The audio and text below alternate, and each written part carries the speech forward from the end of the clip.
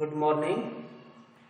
SVM YouTube channel पर आप सभी का हार्दिक अभिनंदन है।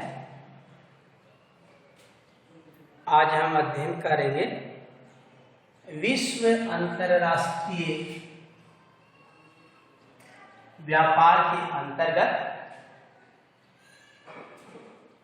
अंतरराष्ट्रीय व्यापार के महत्वपूर्ण पक्ष। इससे पहले वाले वीडियो में हमने पढ़ा था कि अंतर्राष्ट्रीय व्यापार किसे कहते हैं, राष्ट्रीय व्यापार किसे कहते हैं, अंतर्राष्ट्रीय व्यापार के कौन कौन से आधार थे। तो आज हम इसमें देखेंगे अंतर्राष्ट्रीय व्यापार के महत्वपूर्ण पक्ष कौन कौन से होते हैं। तो देखिए, पहला पक्ष होता है व्यापार का परिमाण, दूसरा है व्यापार संयोजन,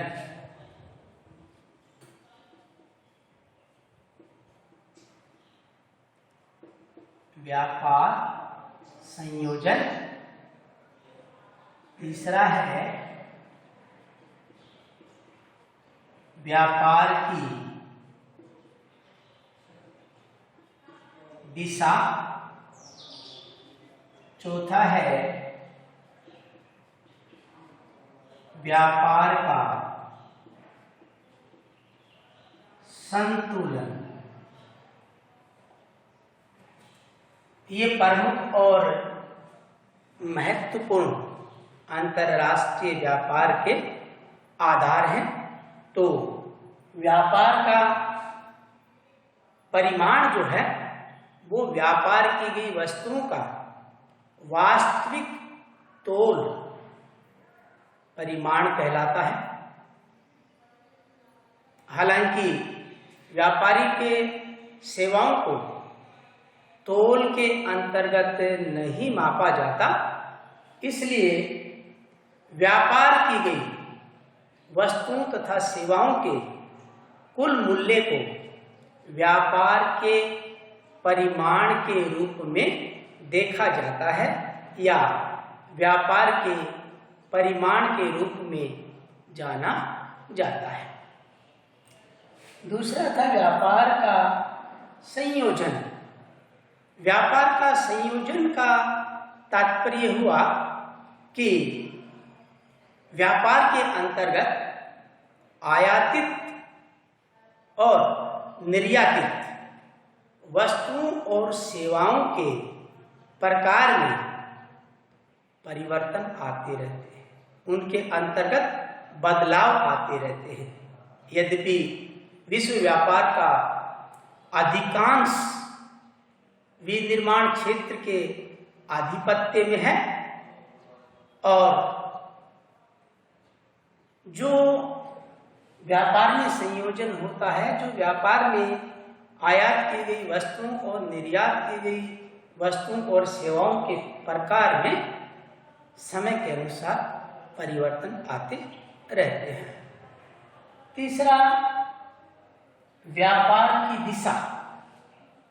तो देखिए, व्यापार की दिशा जो है वो भी परिवर्तनशील है, बदलती रहती है। ऐतिहासिक रूप में यदि हम बात करें तो वर्तमान में जैसे भारत जो विकासशील देश है, तो भारत जैसे विकासशील देश से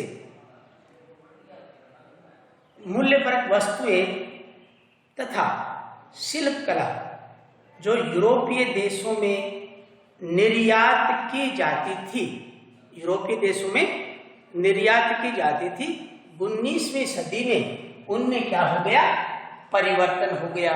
19वीं सदी में परिवर्तन हो गया, उनमें बदलाव आ गया। यानी 19वीं शताब्दी के दौरान व्यापार की दिशा में क्या हुआ, परिवर्तन हुआ। यूरोपीय देशों ने विनिर्माण वस्तुओं को अपने उपनिवेशों से खाद्य पदार्थ तथा कच्चे माल के बदले में निर्यात करना शुरू कर दिया। तो इस प्रकार से व्यापार की दिशा जो है वो बदलती जाती है। अंतिम अंतर्राष्ट्रीय व्यापार का महत्वपूर्ण पक्ष है व्यापार का संतुलन, जो बहुत ही महत्वपूर्ण पक्ष है व्यापार का कि किस प्रकार से व्यापार में संतुलन होना चाहिए। तो देखिए, व्यापार संतुलन एक देश के द्वारा अन्य देशों को आयात एवं इसी प्रकार से निर्यात की गई वस्तुओं एवं सेवाओं की मात्रा का प्रलेख करता है। मतलब ये हुआ कि एक देश दूसरे देश से कितना आयात करता है और कितना निर्यात करता है, यानी उसके आयात और निर्यात में संतुलन पाया जाता है या नहीं पाया जाता, इसी को ही हम कहते हैं व्यापार का संतुलन कहा जाता है। क्या कहा जाता है? व्यापार का संतुलन। तो इसमें देखो, यदि आयात का मूल्य देश के निर्यात मूल्य की अपेक्षा अधिक है तो देश का व्यापार संतुलन ऋणात्मक होगा अथवा हम कहें प्रतिकूल होगा।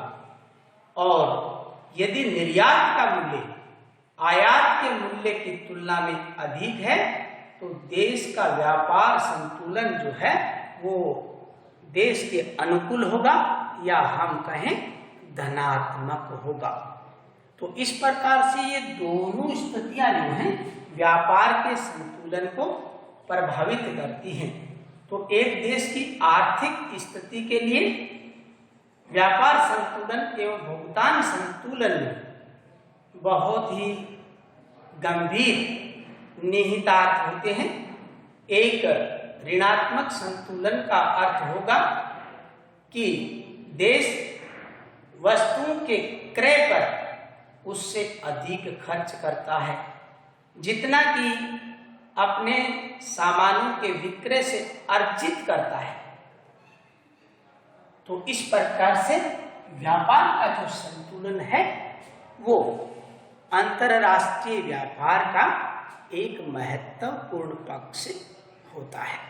तो ये थे व्यापार, अंतरराष्ट्रीय व्यापार के महत्वपूर्ण पक्ष।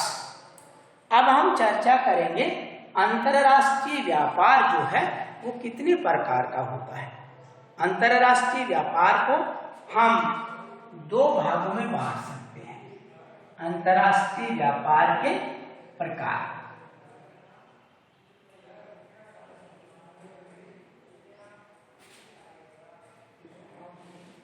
पहला है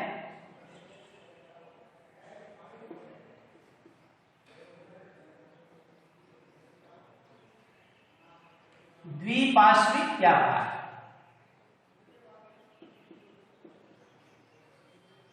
और दूसरा है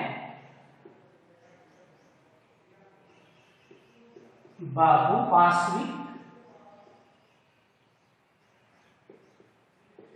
व्यापार। जैसा कि इनके शाब्दिक अर्थों से पता चलता है, द्विपार्श्विक व्यापार दो देशों के मध्य होने वाला व्यापार।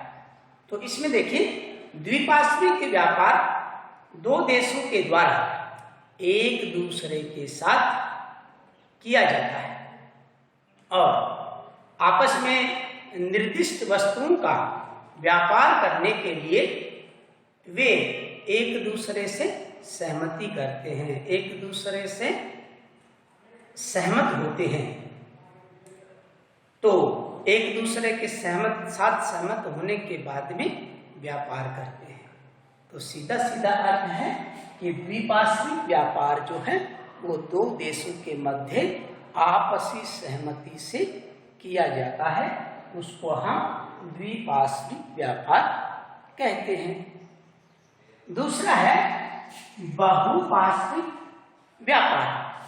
तो जैसा नाम है, जैसा कि इसके शब्द से ही स्पष्ट होता है कि बहुपार्श्विक व्यापार कोई भी देश बहुत से व्यापारिक देशों के साथ व्यापार कर सकता है। यानी बहुअधिक, यानी कोई भी देश किसी भी देश से या कई देशों से व्यापार कर सकता है।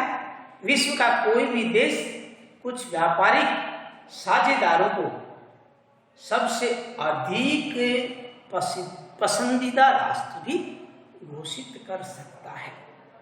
तो इस प्रकार से अंतरराष्ट्रीय व्यापार के जो प्रकार हैं वो दो प्रकार हैं, द्विपार्श्विक व्यापार और बहुपार्श्विक व्यापार।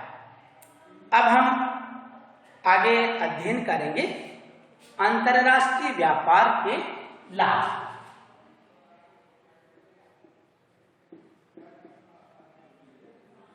अंतरराष्ट्रीय व्यापार के लाभ कि जो अंतरराष्ट्रीय व्यापार है उससे क्या क्या लाभ होते हैं। तो सबसे पहले हम जानेंगे अंतरराष्ट्रीय या हम कहें विदेशी व्यापार से अनेक प्रकार के हमें लाभ होते हैं और उन लाभों में आर्थिक, सामाजिक, सांस्कृतिक सभी प्रकार के लाभ हमें अंतरराष्ट्रीय व्यापार से प्राप्त होते हैं। तो उन व्यापारों को व्यापार के लाभों को हम निम्न शीर्षकों के अंतर्गत समझेंगे। पहला है उत्पादन में वृद्धि,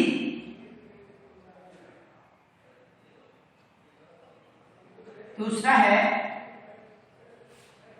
अंतरराष्ट्रीय व्यापार से राष्ट्रीय आय बढ़ती है,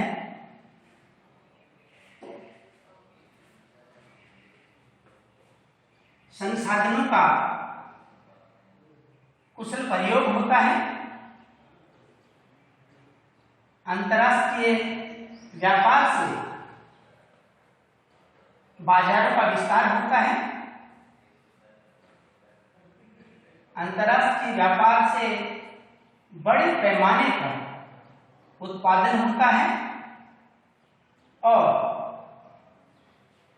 मूल्यों में भी समता प्राप्त होती है और श्रम विभाजन होता है, अतिरेक का निर्गम होता है। तो इस प्रकार हम देखते हैं कि अंतरराष्ट्रीय व्यापार जो है उससे अनेक प्रकार के लाभ होते हैं। सांस्कृतिक लाभों की यदि हम बात करें तो अंतरराष्ट्रीय व्यापार से विभिन्न प्रकार के देशों के लोग संपर्क में आते हैं, एक दूसरे की संस्कृतियों को सीखते हैं, एक दूसरे की भाषा, धर्म, परंपराओं, रीति रिवाज आदि एक दूसरे से जो भिन्नता है उसको भिन्नता को सीखते हैं, परिचित होते हैं। व्यापारिक प्रतिनिधि मंडल प्राय एक दूसरे देशों में आते जाते रहते हैं।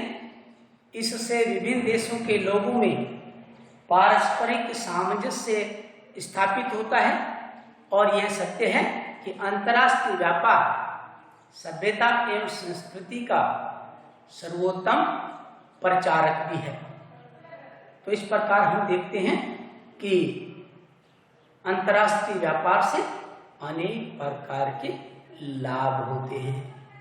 वस्तुओं और सेवाओं की उपलब्धता होती है, जहाँ पर जिस प्रकार की वस्तुएं नहीं होती हैं उनको अंतर्राष्ट्रीय व्यापार के द्वारा एक देश से दूसरे देशों में पहुंचाया जाता है और उनके मूल्यों में भी समता आती है। क्योंकि मूल्य में समता अंतर्राष्ट्रीय व्यापार के द्वारा वस्तुओं के मूल्यों में समता स्थापित हो जाती है। इसके परिणाम स्वरूप वस्तुएं कम मूल्य वाले स्थान से अधिक मूल्य वाले स्थान के लिए भेजी जाती हैं। इस प्रकार व्यापारिक क्रिया के फलस्वरूप मूल्यों में समता आने की प्रवृत्ति रहती है। तो इन शीर्षकों के अंतर्गत हम अंतर्राष्ट्रीय व्यापार के लाभ जान सकते हैं। अब देखिए, जहाँ पर लाभ होता है वहाँ पर हानियाँ भी निश्चित रूप से होती हैं। तो हम जानेंगे कि अंतर्राष्ट्रीय व्यापार से किस प्रकार की कौन कौन सी हानियाँ होती हैं। इसको हम निम्न शीर्षकों के अंतर्गत जानने का प्रयास करेंगे। प्राकृतिक संसाधनों का अत्यधिक विदोहन, ये अंतर्राष्ट्रीय व्यापार से देश को सबसे बड़ी हानि होती है कि विदेशों को निर्यात करके अत्यधिक मुद्रा कमाने के उद्देश्य से सामान्यतः विकासशील और अर्ध विकसित या अल्प विकसित देशों में खनिज पदार्थों, शक्ति के संसाधनों, विभिन्न प्रकार के खनिजों का अत्यधिक मात्रा में विदोहन किया जाता है। तो इन पदार्थों के अत्यधिक निर्यात से उन देशों में जो संचित भंडार हैं वो तीव्रता से, तेज गति से समाप्त होने लग जाते हैं। तो किसी भी राष्ट्र को अंतर्राष्ट्रीय व्यापार में ये बहुत बड़ा नुकसान होता है कि प्राकृतिक संसाधनों का अत्यधिक दोहन होता है। दूसरा है, अंतर्राष्ट्रीय व्यापार से विदेशी निर्भरता बढ़ती है। विदेशी निर्भरता का तात्पर्य हुआ कि अंतर्राष्ट्रीय व्यापार से विभिन्न देशों की निर्भरता एक दूसरे पर बढ़ जाती है और स्वावलंबन की भावना तथा आर्थिक स्थिति कमजोर पड़ जाती है, क्योंकि व्यक्ति स्वावलंबन खो देता है, उस पर दूसरे देश पर आश्रित हो जाता है। तो किसी भी आपातकाल या युद्ध काल में जब आयात निर्यात में बाधा आती है तो देश को भारी संकट का सामना उठाना पड़ता है। तो इस प्रकार से विदेशी व्यापार से स्वावलंबन जो है वो खतरे में पड़ता है और विदेशी निर्भरता बढ़ जाती है। अगला है, विदेशी प्रतियोगिता का प्रतिकूल प्रभाव पड़ता है। तो हम माने कि अपेक्षाकृत सस्ती विदेशी वस्तुओं के आयात से देश के अनेक उद्योगों के लिए खतरा उत्पन्न हो जाता है, खतरा बढ़ जाता है। इससे विकासशील देशों में अनेक कारखाने, छोटे कारखाने बंद हो जाते हैं और नए उद्योग स्थापित नहीं हो पाते। इस प्रकार देश की अर्थव्यवस्था पराश्रित हो जाती है, उनकी आत्मनिर्भरता समाप्त होने लगती है, क्योंकि उन देशों में बनी हुई वस्तुएं जो हैं वो अंतर्राष्ट्रीय व्यापार में प्रतिस्पर्धा नहीं कर पाती, उनके मुकाबले उतनी उन्नत वो नहीं हो पाती। इसी प्रकार से उनकी आत्मनिर्भरता समाप्त होने लगती है। 19वीं शताब्दी में ब्रिटिश व्यापार प्रतियोगिता के कारण भारत के असंख्य लघु उद्योग, कुटीर उद्योग बंद हो चुके थे, नष्ट हो चुके थे, क्योंकि विदेशी प्रतियोगिता का उन पर प्रतिकूल प्रभाव पड़ा है। इसी प्रकार से देश का एकांगी विकास होता है, क्योंकि विशिष्टीकरण तथा श्रम विभाजन के आधार पर होने वाले विदेशी व्यापार से प्रत्येक देश केवल उन्हीं वस्तुओं का उत्पादन करता है जिससे वह अन्य देशों की तुलना में निम्नतम लागत पर तैयार कर सकता है। अतः देश में संतुलित औद्योगिक विकास न होकर के कुछ ही उद्योग धंधों का विकास होता है। इसको हम एकांगी विकास कह सकते हैं। तो एकांगी विकास के कारण देश के बहुत से संसाधन बेकार पड़े रहते हैं, उनका कोई उपयोग नहीं होता है। इससे देश में कभी कभी भयंकर आर्थिक संकट आ जाता है। इसी प्रकार से हम देखें, राजनीतिक दास्ताएं भी उत्पन्न हो जाती हैं, क्योंकि साधन संपन्न विदेशी पूंजीपति तथा शासक निर्बल देशों के साथ, कमजोर देशों के साथ अंतर्राष्ट्रीय व्यापार के माध्यम से उसकी भूमि पर आधिपत्य जमाने लगते हैं, उनकी भूमि पर अतिक्रमण करने लगते हैं, उनकी भूमि पर कब्जा करने लगते हैं, जिससे उस देश की स्वाधीनता खतरे में पड़ जाती है। जैसे वर्तमान में बात करें, वैश्वीकरण के द्वारा भी नए उपनिवेशवादों का विस्तार हुआ है। तो इस प्रकार से अंतर्राष्ट्रीय व्यापार से अनेक प्रकार की हानियां भी होती हैं। तो आज का जो अध्याय अपना था विश्व अंतर्राष्ट्रीय व्यापार के अंतर्गत हमने देखा अंतर्राष्ट्रीय व्यापार के महत्वपूर्ण पक्ष, अंतर्राष्ट्रीय व्यापार के प्रकार और अंतर्राष्ट्रीय व्यापार के लाभ और हानियां। तो आज के लिए इतना ही। कल आपके लिए इसी अध्याय के दौरान हम लेकर आएंगे अंतरराष्ट्रीय व्यापारिक संगठन कौन कौन से हैं, उनका अध्ययन हम अगले वीडियो में करेंगे। तब तक के लिए नमस्कार, आपका दिन शुभ हो।